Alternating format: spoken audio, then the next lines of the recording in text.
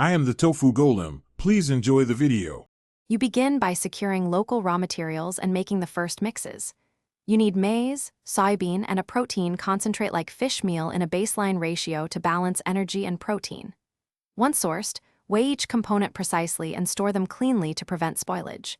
Make sure to process soybeans, soak, cook, and dry to neutralize anti-nutritional factors. This initial handling determines feed safety and nutrient availability, so do it carefully and verify moisture before moving on. Once dry ingredients are ready, grind them to a fine, consistent particle size so birds can digest efficiently. You will then add a vitamin-mineral premix. Follow label rates precisely because micronutrients control growth and health.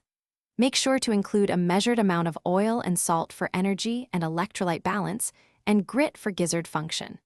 Mix thoroughly for several minutes until the batch is homogeneous. This uniformity prevents selective feeding and ensures every bird receives You finish the feed by choosing form, mash, or pelleted. If you pellet, condition the mix with steam to 70-85 degrees C and press through dies, then cool pellets to ambient so moisture stabilizes.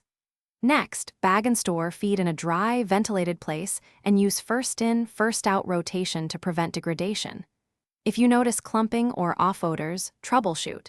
Measure moisture immediately, inspect oil quality, and reduce storage temperature or exposure to sunlight. That single check often solves the common problems.